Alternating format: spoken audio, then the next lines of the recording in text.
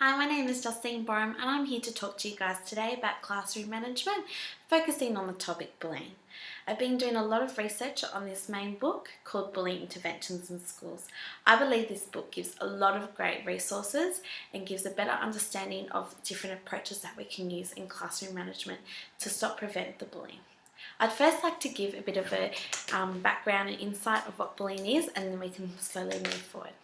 So first of all, bullying is persistent, unwelcome, intrusive behaviour of one or more individuals whose actions prevent others from fulfilling their duties. Because of its subtle nature, bullying can be difficult to recognise, but the consequences are easy to spot. One is excessive workloads, lack of support, a climate of fear, and high levels of insecurity. The problem of bullying, peer harassment, and victimisation in schools is very serious. It greatly affects the climate for learning and productivity and the emotional health of our students and staff. This book presents empirical data and theoretical and legal cases reviews to show how persuasive and serious these problems are, and how they threaten both our academic achievement and mental health within many of our schools. Two other situations may arise when bullying is witnessed. The bullying may be observed taking place in the classroom and threatening a disturbance. In some schools, there are more formal and mechanical ways of obtaining relevant information and about who is involved in bullying incidents.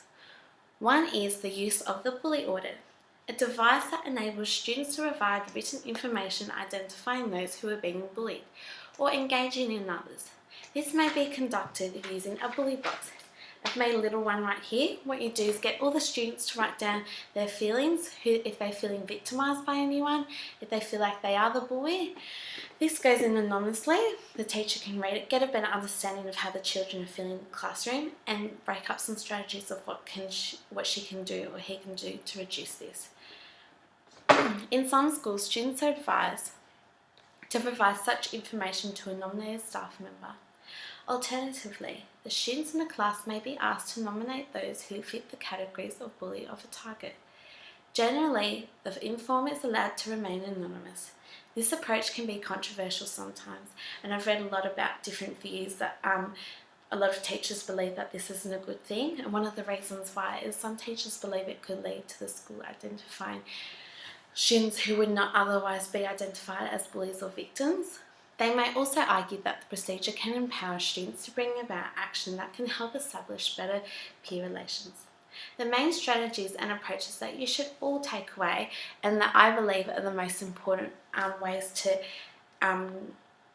create a positive environment in your classroom and reduce as much bullying as possible. I believe that the first step, make it as clear to the staff and students what bullying is, give them a bit of background, tell them what's right and what's wrong.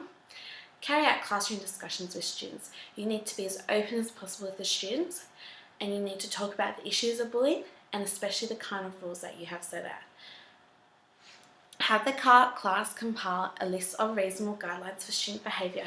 Maybe write a poster, getting all the kids to put their own views and a guideline of what's wrong and what's not.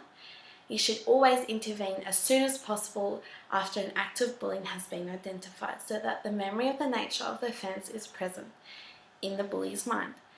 When more students are involved in the formulation and development of anti-bullying policy, acceptance will be more widespread.